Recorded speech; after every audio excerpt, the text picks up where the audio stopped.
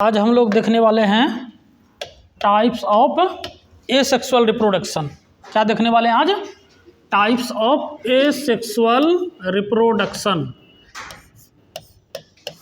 Heading में डालो types of asexual reproduction. Types of asexual reproduction यानी अलैंगिक प्रजनन का प्रकार। अलैंगिक प्रजनन का प्रकार नोट करते चलो साथ साथ। जहां समझने में प्रॉब्लम होगा बेझिझक पूछना है, बिना सोचे समझे, है ना। टाइप्स ऑफ एसेक्सुअल रिप्रोडक्शन, अलैंगिक प्रजनन का प्रकार। अब अलैंगिक प्रजनन का प्रकार में हम लोग देखें, है ना, ये तुम लोग को प्रॉब्लम नहीं ना कि अलैंगिक प्रजनन क्या होता है, पिछले क्लास में बता चुके हैं, है ना। अलैंगिक प्रजनन में कि अलैंगिक प्रजनन बिना युग्मक संयुग्मन के नए संतति का निर्माण होता है, जिस प्रोसेस में उसी को हम लोग कहते हैं अलैंगिक प्रजनन। अलैंगिक प्रजनन का सामान्य लक्षणों में देखे थे कि इसमें कितना जनक भाग लेता है? एक जनक। कितना जनक? एक जनक। इसलिए यह यूनिपैरेंटल कहलाता है। इसमें युग्मक का संयुग्मन नहीं होता है ना। उसके बाद देखें इसमें समसूत्री विभाजन होता है। इसके संतान का जीवन काल कम होता है, कम समय में अधिक से अधिक संतान की उत्पत्ति होती है। इसके संतान में विभिन्नता और उद्विकास नहीं होती है। इसके संतान बिल्कुल जनक के समान होता है। यही ना देखे थे हम लोग, तो ये सब देखे। तो आज हम लोग उसी के बाद जो है देखने जा रहे हैं अलैंगिक प्रजनन का प्रकार। तो अलैंगिक प्रजनन का प्रकार में अगर बात करें तो इसका प्रथम प्रकार जो है वो विखंडन है ना। तो यहाँ पर कह सकते हैं कि इसके प्रमुख प्रकार निम्न है। इसके प्रमुख प्रकार निम्न है। तो पहला प्रकार पे चलते हैं। पहला प्रकार है क्या? विखंडन। क्या है पहला प्रकार? विखंडन यानी फीजन, है ना। नाम से ही पता चल रहा है। एक जनक, समझ लो, एक जनक विभाजित होकर दो या दो से अधिक नए संतति का जब निर्माण करता है तो उस प्रोसेस को हम क्या कहते हैं? विखंडन। क्या कहते हैं? विखंडन। तो कह सकते हैं अलैंगिक प्रजनन का वैसा प्रकार। डेफिनेशन में अलैंगिक प्रजनन का वैसा प्रकार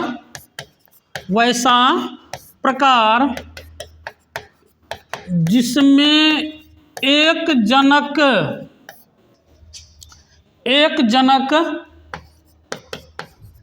विभाजित होकर दो या दो से अधिक नए संतति का निर्माण करता है। नए संतति का निर्माण करता है। नए संतति का निर्माण करता है। एसेक्सुअल रिप्रोडक्शन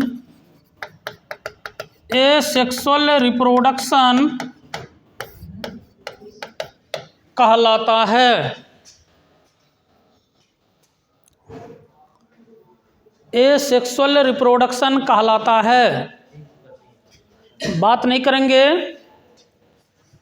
अलैंगिक प्रजनन का प्रकार स्टार्ट ही किए हैं। अलैंगिक प्रजनन का प्रकार में पहला प्रकार हम लोग देखें विखंडन। तो विखंडन में अगर बात करें विखंडन किसे कहा जाता है, तो अलैंगिक प्रजनन का वैसा प्रकार जिसमें एक जनक विभाजित होकर कितना? दो या दो से अधिक नए संतति का निर्माण करता है, एसेक्सुअल रिप्रोडक्शन कहलाता है। अब इसमें एक जनक विभाजित मतलब क्या? टूटकर, खंडित होकर, है ना, विखंडित होकर। तो इस तरह का जो क्रिया होता है वो किसमें होता है? अमीबा में, पैरामीशियम में, युगलीना में, डायटम में, है ना। तो यहाँ पे हम कह सकते हैं यहाँ पे क्या कह सकते हैं, एग्जाम्पल में लिख लिए थे सब, छूट गया क्या?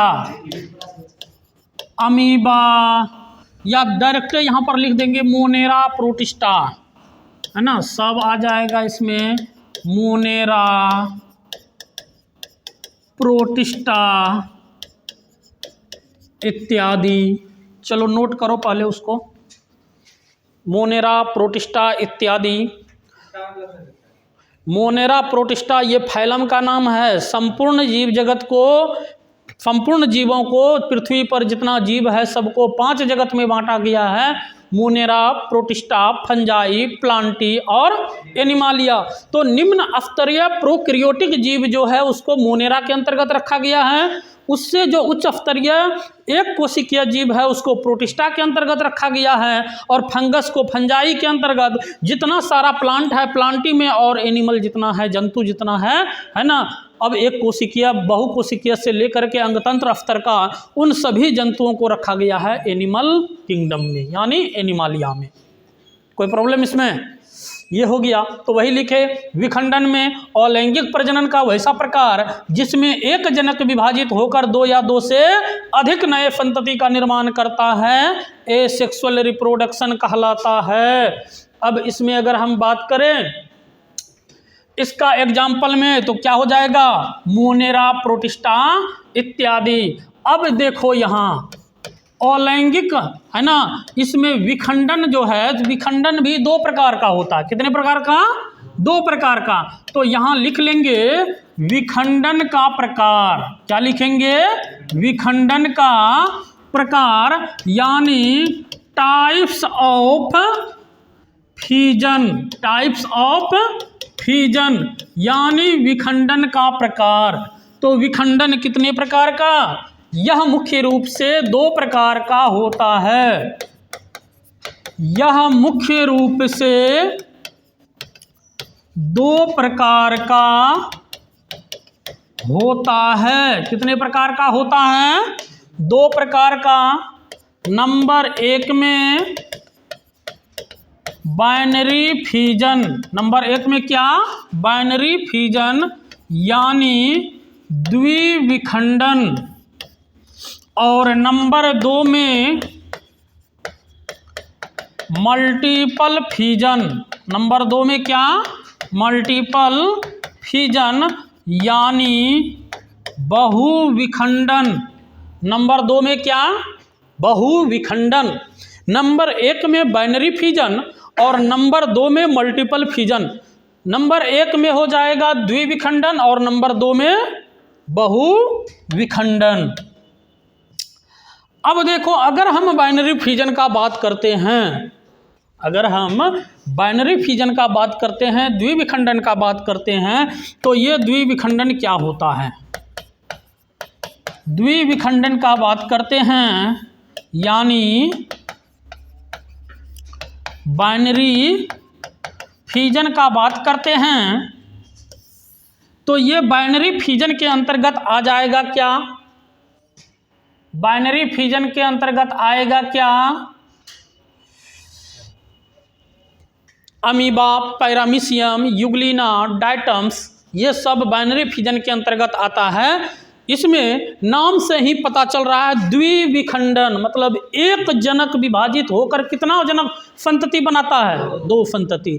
जब एक जनक विभाजित होकर 2 संतति बनाए तो उसे हम क्या कहेंगे? द्विविखंडन। क्या कहेंगे?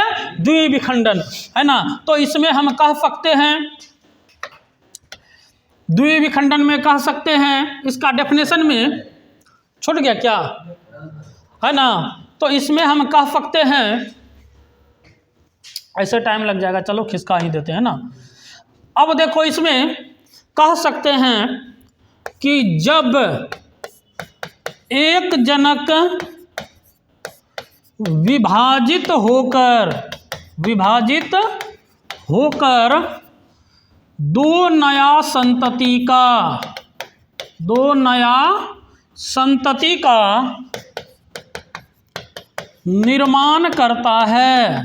निर्माण करता है।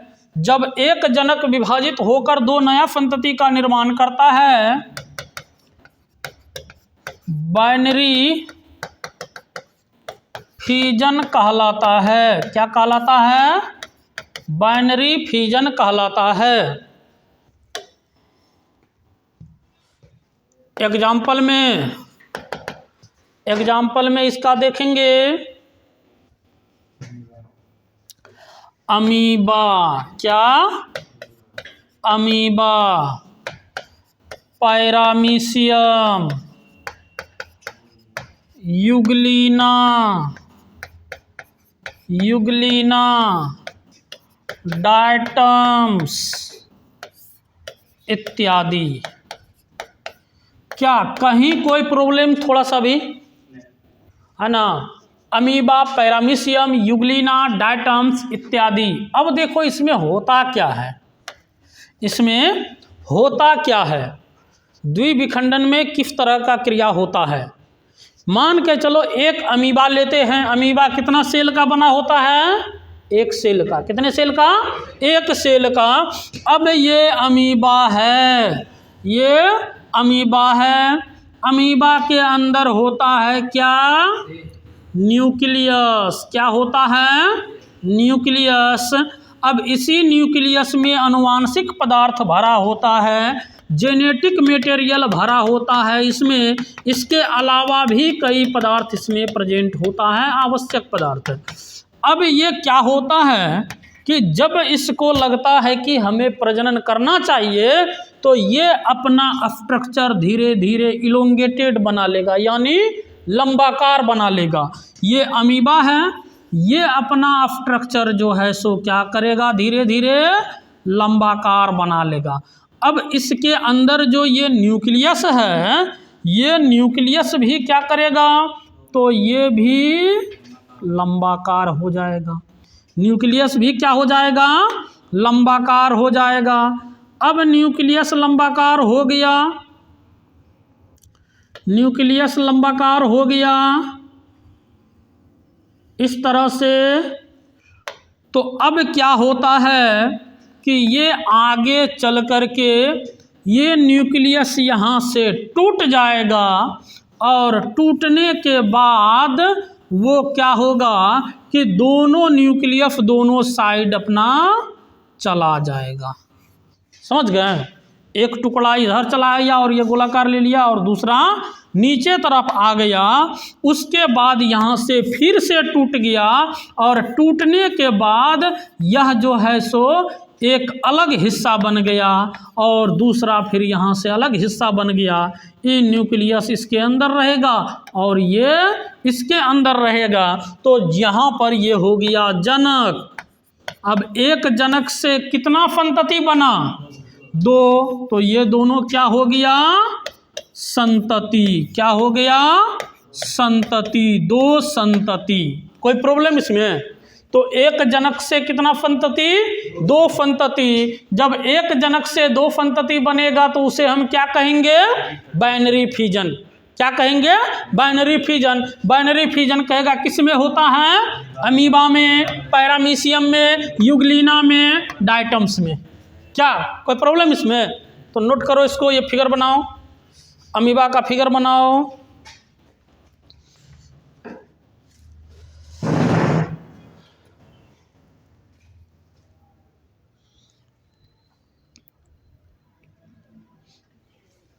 जिसका छूटा हुआ है टेंशन नहीं लेना है ना? अलग से टाइम दे के उसको समझा दिया जाएगा, बता दिया जाएगा जितना छूटा हुआ है। जिसका छूटा हुआ वो टेंशन नहीं लेंगे। नितेश बायोलॉजी का स्टूडेंट टेंशन फ्री रहता है। अब दूसरा है मल्टीपल फिजन, यानी बहुविखंडन।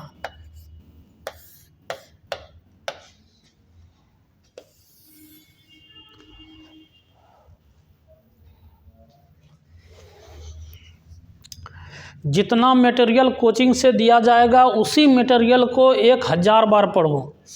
1000 मटेरियल को एक एक बार पढ़ने से बेहतर है एक मटेरियल को 1000 बार पढ़ो। और वही है मटेरियल कौन, ये कोचिंग का जो मटेरियल है, कोचिंग से जो ऑब्जेक्टिव बुक दिया जाएगा है ना, और जो यहाँ से मटेरियल क्लास में प्रोवाइड कराया जा रहा है वही मटेरियल को पढ़ना है। अगर एग्ज़ाम में चाह रहे हो कि अधिक से अधिक मार्क्स लाएं है ना, तो इसका एक ही उपाय है, कोचिंग के द्वारा प्रोवाइड किया गया मटेरियल को पढ़ो बार बार।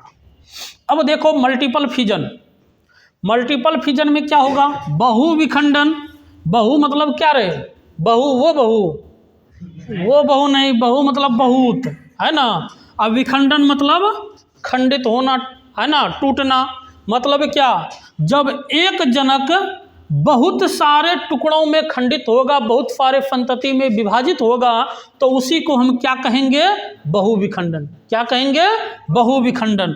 तो वही चीज है यहाँ पे कह सकते हैं कि जब एक जनक विभाजित होकर दो से अधिक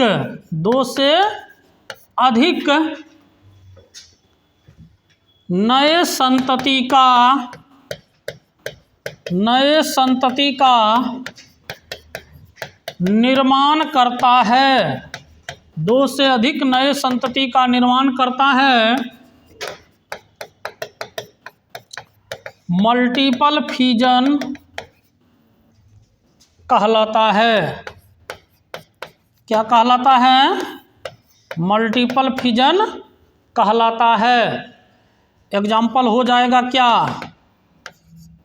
प्लाज्मोडियम, क्या होगा, प्लाज्मोडियम, अमीबा इत्यादि। प्लाज्मोडियम, अमीबा इत्यादि। क्या कोई प्रॉब्लम, जब एक जनक दो से अधिक भागों में विभाजित होता है या विभाजित होकर दो से अधिक संतति का निर्माण करता है तो वो मल्टीपल फिजन यानी बहुविखंडन कहलाता है। एग्जाम्पल में हो जाएगा प्लाज्मोडियम, अमीबा। अब यहाँ पर तुम लोगों का मन में हो रहा होगा कि सर अमीबा द्विविखंडन में भी बता दिए, बहुविखंडन में भी बता दिए, है ना, तो ये अमीबा क्यों होता है, क्योंकि अमीबा जो है ना, जब समान परिस्थिति रहता है, जब इसको लगता है किसी प्रकार का खतरा नहीं है ना, वातावरण का टेम्परेचर जो है सही है, तो वैसी स्थिति में अमीबा द्विविखंडन की क्रिया करती है।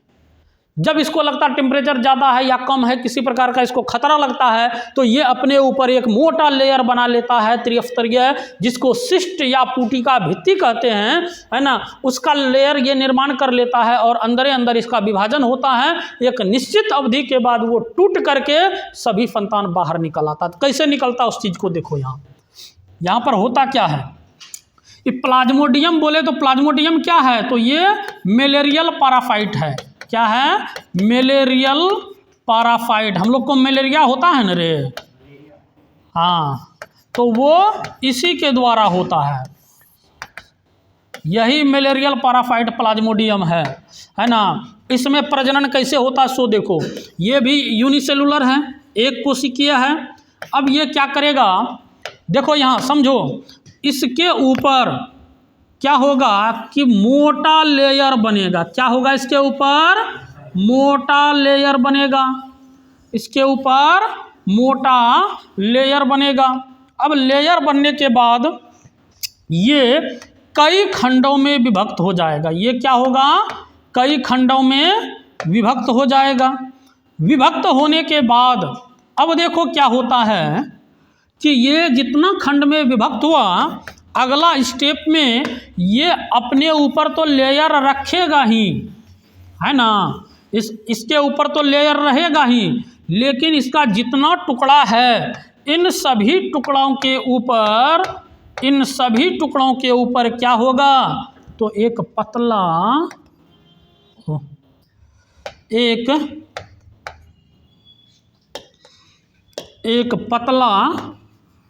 लेयर बनेगा। सबके ऊपर क्या बन जाएगा, लेयर बनेगा। है ना, सब रहेगा, ये सेपरेट हो जाएगा बाद में, कोई दिक्कत नहीं है, ठीक है। अब क्या होगा कि ये सब टूट गया, अपना अपना अलग लेयर बना लिया। बनाने के बाद एक निश्चित अवधि के बाद क्या होगा कि इसके ऊपर का जो ये लेयर है वो टूटेगा। ये क्या हो जाएगा, यहाँ से टूट जाएगा, यहाँ से ये टूटेगा, और टूटने के बाद ये टूटने के बाद सभी जो है वो बाहर आ जाएगा। क्या हो जाएगा, ये बाहर आ जाएगा, इसे टूट करके ये बाहर आएगा, है ना। सबके अंदर रहेगा न्यूक्लियस। तो अब था कितना, एक ठो, अब बन गया बहुत सारा, है ना। तो इसी को कहेंगे ये सब क्या हो गया, इसका संतति हो गया। क्या हो गया, ये संतति, यानी ऑफस्प्रिंग हो गया ये, है ना। तो अब था एक ठो, बन गया ढेर सारा, है ना। तो ये सब हो गया संतति। कोई दिक्कत इसमें, तो इसको हम लोग नोट कर लेंगे। यही हुआ बहुविखंडन। चलो नोट करो।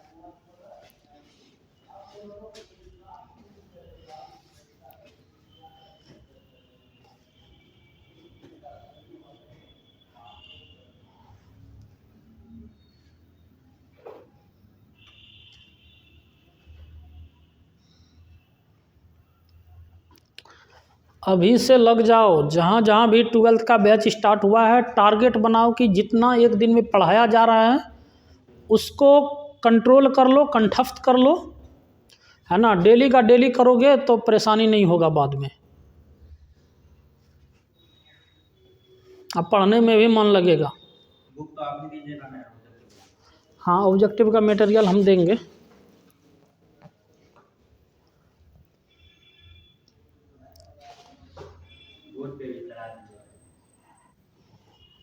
हाँ, संडे को होगा तो उसका डिस्कस करवा देंगे, समझ गया।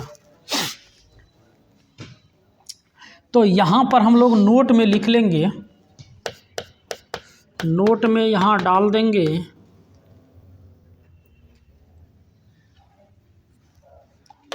नोट में डालेंगे कि समान परिस्थिति में, फेवरेबल कंडीशन में, समान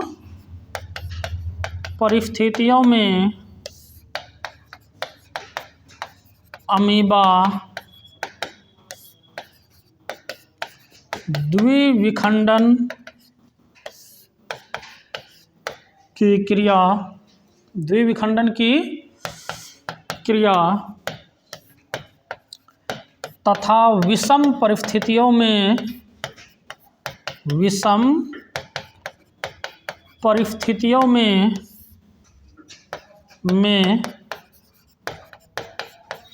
अमीबा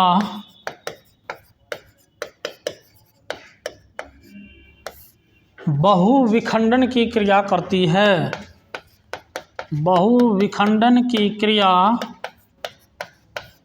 करती है। समान परिस्थिति में अमीबा द्विविखंडन की क्रिया और विषम परिस्थितियों में अमीबा बहुविखंडन की क्रिया करती है। क्या कोई प्रॉब्लम इसमें है? तो ये हम लोगों का हो गया विखंडन। अब पढ़ेंगे मुकुलन के बारे में।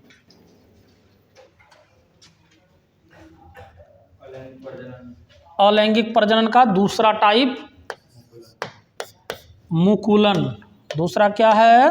मुकुलन, यानी बडिंग। बडिंग का हिंदी होता है मुकुलन। बडिंग का हिंदी होता है मुकुलन।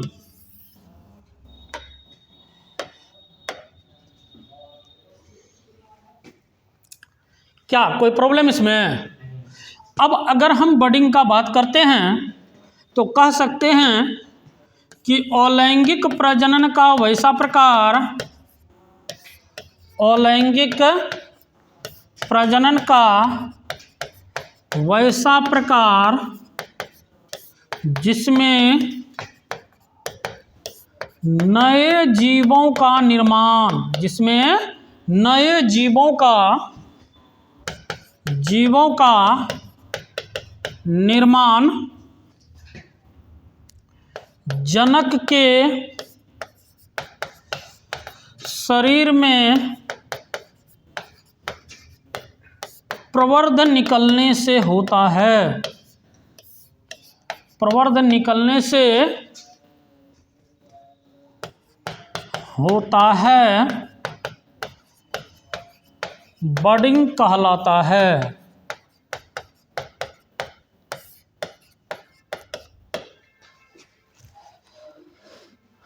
बडिंग कहलाता है। और बडिंग को हम दो भागों में इसको भी बांट सकते हैं।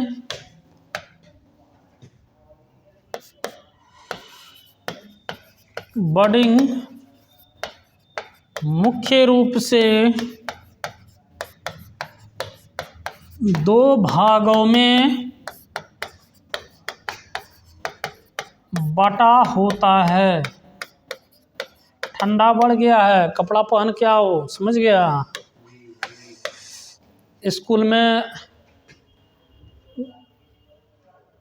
एक लड़का मर गया, ना बिहार में कहीं हुआ है, ठंडे की वजह से प्रार्थना करते करते टपक गया, है ना। नहीं, छोटा बच्चा था, क्या करेगा वो, स्टाइल क्या दिखाएगा, तो जानता भी नहीं होगा कि स्टाइल क्या होता है ना। तो इस वजह से ठंडा में कोई कंप्रोमाइज़ नहीं। कल मेरे गांव में भी एक व्यक्ति डेड कर गया, बुजुर्ग थे वो। अब देखो, इसमें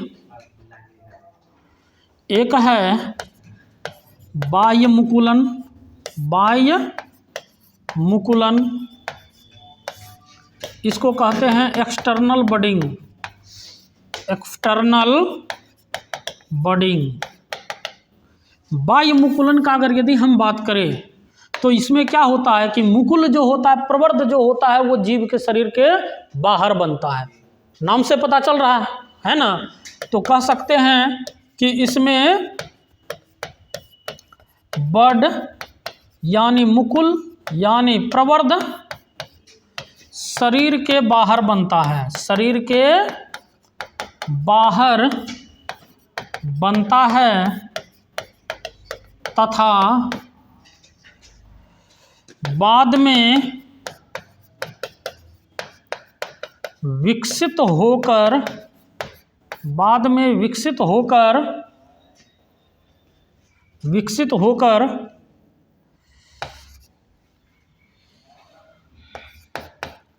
सेपरेट हो जाता है तथा नए जीवों का निर्माण करता है, नए जीवों का निर्माण करता है।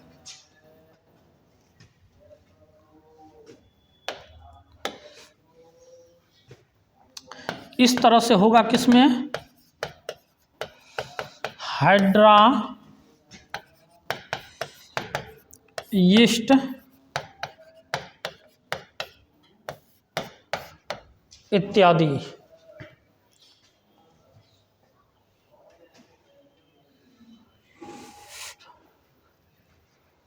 हाइड्रा यीस्ट इत्यादि।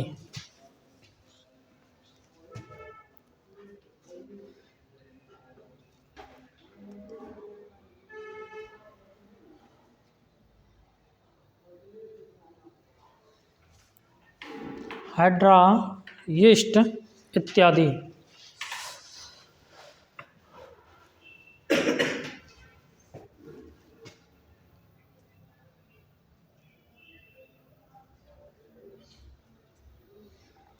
अब देखो इसमें बनता कैसे है। हाइड्रा यीस्ट में अगर यदि हम बात करें तो इसमें बनता कैसे है?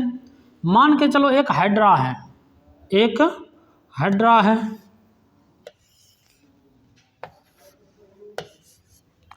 इस तरह से हाइड्रा होता है कहीं। अब ये हाइड्रा आगे चल करके क्या करता है कि इसके शरीर में ही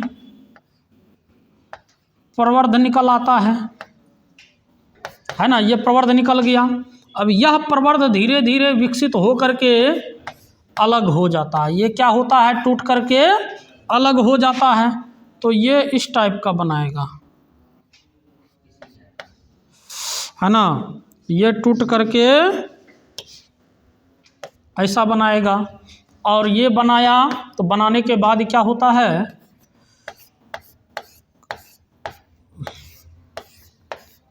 कि ये इस तरह से बनाया और इधर से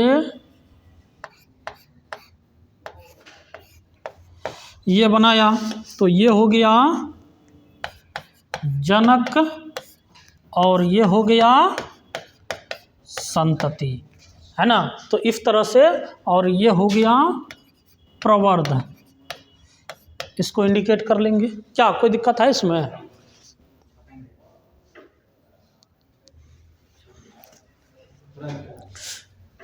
कहाँ रहता रे? और नीचे फास्ट में करो।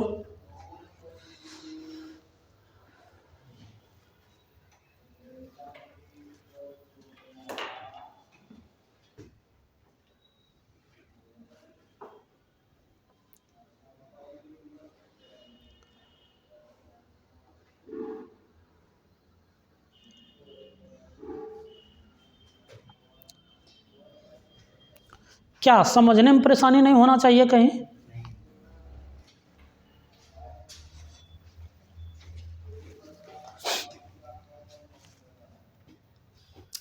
नीचे में लिख देंगे हाइड्रा में मुकुलन।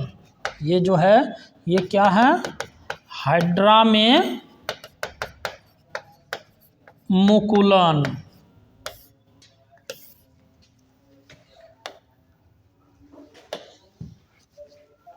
फिर से सर समझा दीजिए। अच्छा ठीक।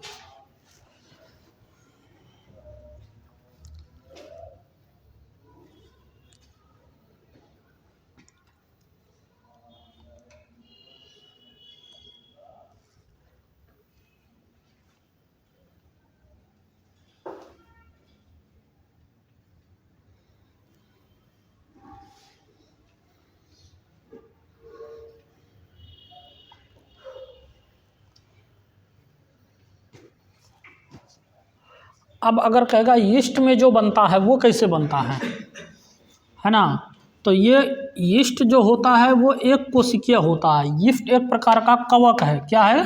एक प्रकार का कवक है। अब इसके अंदर जो है सो न्यूक्लियस होता है और वैक्यूल भी होता है बहुत बड़ा इसमें।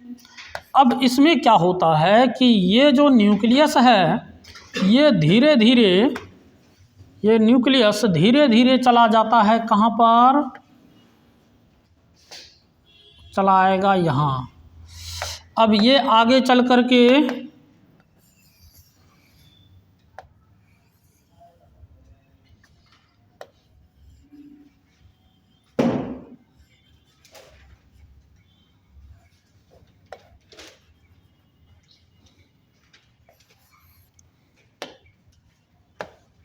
ये यहाँ से टूटेगा और टूटने के बाद अब देखो क्या होता है। ये तो है ही, एक हिस्सा यहाँ रहेगा इसका, समझो भी, एक हिस्सा यहाँ रहेगा और दूसरा हिस्सा चला जाएगा इसमें, ठीक है। और फिर एक निश्चित अवधि के बाद ये अलग हो गया और ये अलग हो गया, इस तरह से।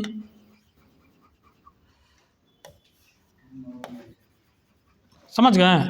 तो इस तरह से अब ये हो गया क्या? संतति। और ये हो गया क्या? जनक। ये क्या हो गया? जनक। क्या कोई प्रॉब्लम इसमें? तो इसमें कहेंगे क्या? यीस्ट में मुकुलन। ये क्या हो गया? यीस्ट में मुकुलन। बना लिए? बनाओ।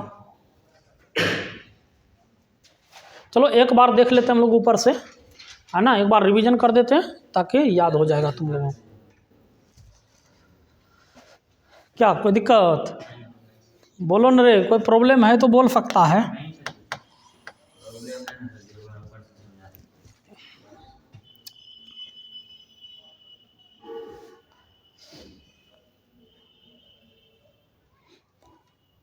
चार 5 दिन चलेगा, थोड़ा सा फिगर उगर इस टाइप का रहेगा छोटा मोटा।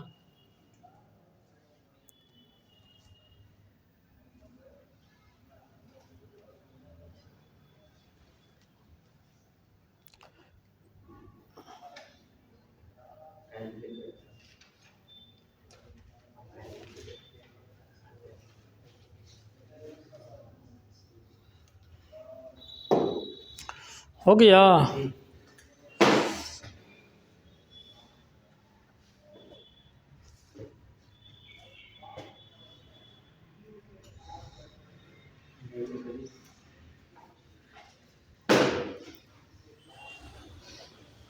सबका होने दो, है ना रे, सबका साथ सबका विकास।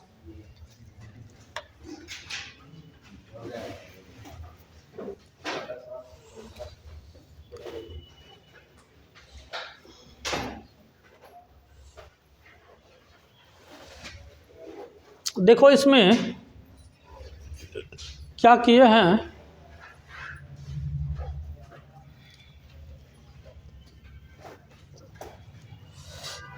बगल वाला से लिखो जिसका छूट गया। देखो इसमें types of asexual reproduction, types of asexual reproduction में हम लोग क्या देखें, इसका प्रमुख प्रकार निम्न है। पहला देखें विखंडन। विखंडन जो है ये भी अलैंगिक प्रजनन का ही एक प्रकार है। इसमें एक जनक विभाजित होकर कितना बनाता है? 2 या 2 से अधिक। 2 या 2 से अधिक। जब 2 या 2 से अधिक बनाए विखंडित होकर तो क्या कहलाएंगे? विखंडन। और विखंडन का जो क्रिया होता है ये किसमें होता है? तो कह सकते हैं कि विखंडन का क्रिया जो होता है वो, है ना, वो होता है किसमें? तो विखंडन का क्रिया होता है मोनेरा, प्रोटिस्टा, फंजाई, प्लांटी और एनिमालिया में, है ना। तो अब देखो इसमें वो जो होता है, फिर विखंडन को 2 भागों में बांटा गया है। कितने भागों में बांटा गया है? 2 भागों में। तो विखंडन मुख्य रूप से 2 भाग में बटा होता है, एक बाइनरी फिजन, दूसरा मल्टीपल फिजन। बाइनरी फिजन में एक जनक विभाजित होकर कितना बनाता है? 2। कितना बनाएगा? 2। जब 1 से 2 बने तो कौन विखंडन? द्विविखंडन। 1 से 2 बने तो द्विविखंडन। द्विविखंडन की क्रिया किसमें? Amoeba, paramecium, Euglena, diatoms. Amoeba, paramecium, Euglena, diatoms. तो इसमें हम देखें कि एक जनक था, ये जनक में अंदर में न्यूक्लियस है, ये न्यूक्लियस लंबाकार बनाया और बाद में यह न्यूक्लियस टूटकर 2 भाग में बट गया। फिर यह 2 भाग में बटने के बाद ये भी टूट गया यहाँ से और 2 अलग अलग जो है सो ये सेल बनाया, है ना, 2 नया संतति बना लिया। कोई प्रॉब्लम इसमें? तो ये हो गया। दूसरा है मल्टीपल फिजन। मल्टीपल फिजन का अगर यदि बात करें तो एक जनक विभाजित होकर कितना बनाता है? 2 से अधिक। 2 से अधिक। 2 से अधिक किसमें बनता है? प्लाज्मोडियम, अमीबा इत्यादि, है ना। प्लाज्मोडियम यह एक प्रकार का मलेरियल पैरासाइट्स है। तो एक जनक है, इसके ऊपर ये बना लिया क्या? तो सिस्ट वाल बना लिया। क्या बनाया? सिस्ट वाल, यानी पुटिका भित्ति। ये पुटिका भित्ति इसको प्रोटेक्शन देने का कार्य करता है और जितना भाग में ये टूटा सबके ऊपर मेम्ब्रेन बना और यह धीरे धीरे संतान बना। संतान बनने के बाद ये विकसित हुआ और नया संतति का निर्माण कर लिया, है ना। तो इस तरह से अमीबा में देखें कि समान परिस्थिति में अमीबा कौन विखंडन? द्विविखंडन। और विषम परिस्थिति में कौन विखंडन? बहुविखंडन। कौन विखंडन? बहुविखंडन, है ना। फिर देखें बडिंग। बडिंग जो है अलैंगिक प्रजनन का एक प्रकार है जिसमें नए जनक, है ना, जो नए संतति जो बनता है वो जनक के शरीर में क्या निकलने से? प्रवर्धन निकलने से। और ये 2 भागों में बटा होता है, एक बाह्य मुकुलन। बाह्य मुकुलन में क्या होता है, तो शरीर के बाहर बड बनता है, प्रवर्ध बनता है। इस तरह का प्रजनन जो होता है वो हाइड्रा में, यिस्ट में देखने मिलता है। तो ये एक हाइड्रा है। हाइड्रा में क्या हो गया कि इसके बाहरी हिस्सा में एक प्रवर्ध बना और यह प्रवर्ध धीरे धीरे विकसित होकर शरीर से सेपरेट हो गया और एक नया संतति बनाया, जनक का जनक रह गया, है ना। अब यिस्ट में भी वही देखे, यिस्ट है, इसका बाहरी हिस्सा में यहाँ पर मुकुल बना और यही मुकुल विकसित होकर के संतति बनाया और जनक का जनक बचा रह गया। इसी तरह से आंतरिक मुकुलन होता है ना। आंतरिक मुकुलन को जेम्युलेशन भी कहते हैं और उस तरह उससे जो प्रजनन होता है वो स्पंजिला वगैरह में होता है। स्पंजिला फ्रेश वाटर में पाए जाने वाले जीव है। उसके बारे में नेक्स्ट क्लास में देखेंगे। आज यहीं तक।